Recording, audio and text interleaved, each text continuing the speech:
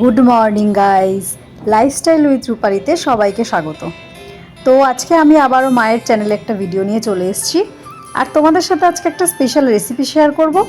আর এটা কিন্তু নিরামিষ দিনেও করতে পারো আর আমিষ দিনেও করতে পারো।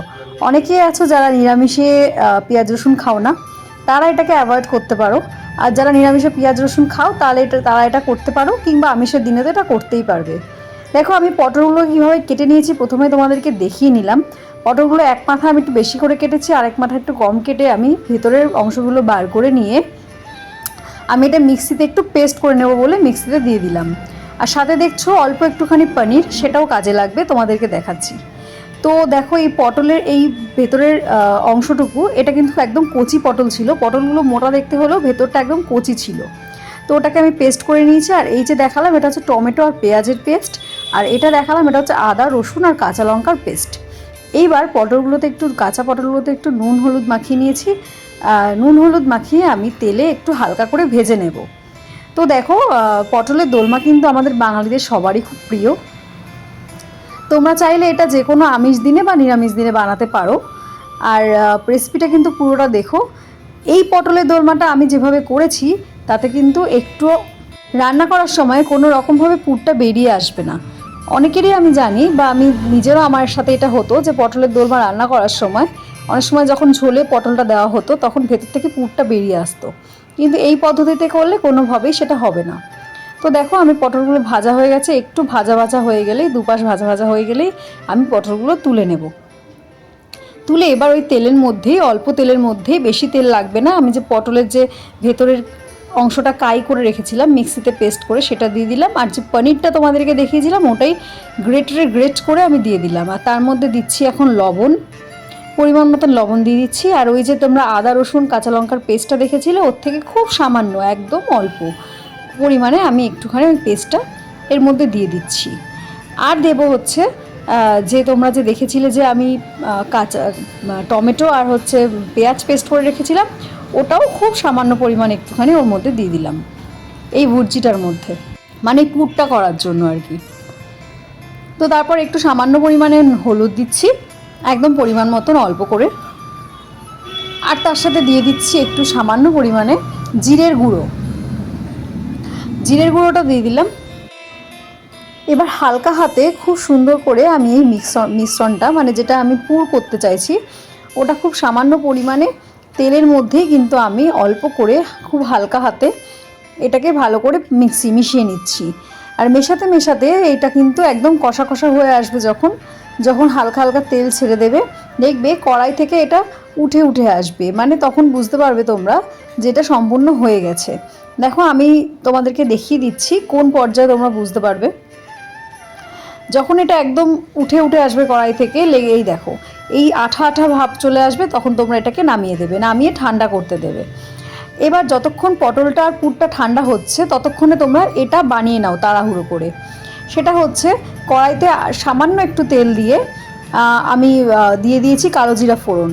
এটা কিন্তু তোমরা চাইলে কালো জিরার পরিবর্তে গোটা গরম মশলাও দিতে পারো, তবে আমি এটা হালকা রাখতে চেয়েছি তাই আর গোটা গরম মশলা দিলাম না।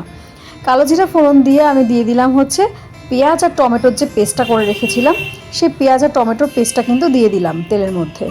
তারপর ওই তেলের মধ্যেই ওই আদা রসুন আর কাঁচা লঙ্কার পেস্টটা যেটা করে রেখেছিলাম সেটা একটু দিয়ে দিচ্ছি।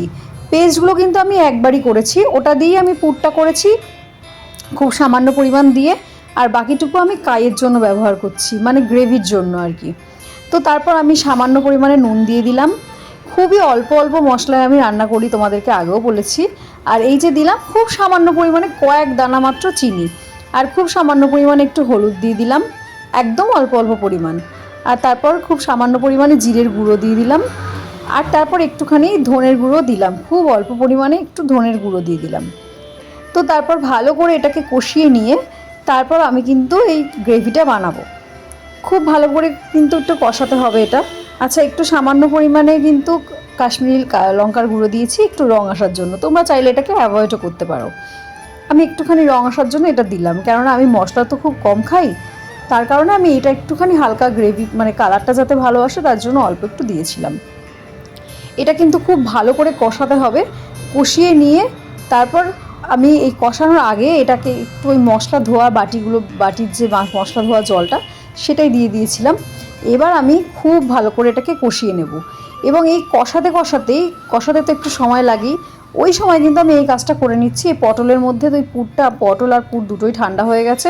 দেখো খুব সুন্দর করে আমি পটলের মধ্যে পুরটা ভরে নিচ্ছি। এখানে একটা কথা বলে রাখি, অনেকেই এই মুখটাকে বন্ধ করার জন্য আটা বা ময়দার মিশ্রণ ইউজ করে, কিন্তু দেখো আমি এরকম কিছুই ইউজ করব না। অনেক ক্ষেত্রে দেখা যায় আটা বা ময়দার মিশ্রণটা যখন গ্রেভিতে দেওয়া হয় তখন ওটা খুলে বেরিয়ে আসে এবং ওগুলো গ্রেভিতে মিশে যায়। ওটা না আমার খুব একটা ভালো লাগে না, ওটা অনেকেই পছন্দ করে না। তাই আমি দেখো কোনো রকম আটা বা ময়দার মিশ্রণ মুখটা সিল করার জন্য কিন্তু ইউজ করব না। কিন্তু তবুও আমার পটলের ভেতর থেকে কোনো রকম কিচ্ছু পুর কিন্তু বেরিয়ে আসবে না। তার কারণ আমি তোমাদেরকে বলে দিচ্ছি। দেখো আমি পুরগুলো খুব সুন্দর করে ভরে নিচ্ছি পটলের মধ্যে। তবে হ্যাঁ, পুরো মুখ অবধি টাই করে ভরবে না, একটু যাতে ভেতর দিকে ভরে দেওয়া যায় সেটাই চেষ্টা করবে, মুখ অবধি আনবে না। তো দেখো আমার পটলের মধ্যে পুরগুলো সমস্ত ভরা হয়ে গেছে। আর এই দিকে আমার আবার এই মশলাটা, যেটা আমি গ্রেভি করার জন্য মশলাটা বসিয়েছি, এটা দেখছো কষানোও হয়ে গেছে, তেল ছেড়ে দিয়েছে। আমি তো দেখেছিলে সামান্য পরিমাণ জল দিয়েছিলাম, জলটা একদম টেনে গিয়েছে, টেনে কিন্তু এটাতে অলরেডি তেল ছেড়ে দিয়েছে। তো তেল ছেড়ে দেওয়ার পরেও আমি কিছুটা আর একটু হালকা করে কষিয়ে নিলাম। দেখো একদম সুন্দর করে এটা কষানো হয়ে গেছে। মশলার কিন্তু কোনো রকম কোনো কাঁচা গন্ধ নেই, সুন্দর ভাজা গন্ধ বেরিয়ে গেছে। তারপরে আমি গ্রেভির জন্য খুব সামান্য পরিমাণে একটু জল দিয়ে দিলাম, হালকা একটু গ্রেভির জন্য। যারা একটু বেশি গ্রেভি রাখতে চাও বেশি জল দেবে, তবে এটাতে একটু কম জল দেওয়াই ভালো, তাহলেই টেস্ট হবে আর ভেতর থেকে পটলের পুরগুলো বেরিয়ে যাবে না।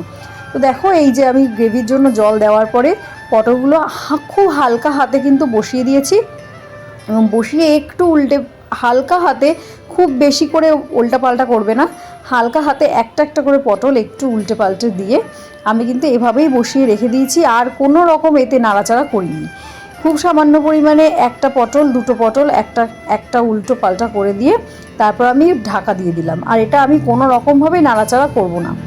শুধুমাত্র আমার যখন হয়ে যাবে তখন এতে আমি একটু গরম মশলা ছড়িয়ে নামিয়ে দিয়েছিলাম। এই দেখো, দেখেছো একটা পটল থেকেও কিন্তু পুর বেরিয়ে আসেনি, সুন্দরভাবে তৈরি হয়ে গেছে। তো কেমন লাগলো ভিডিওটা অবশ্যই লাইক করো, একটা কমেন্টস করো। আজকের মতন টাটা, শেয়ার অবশ্যই করো কিন্তু। টাটা।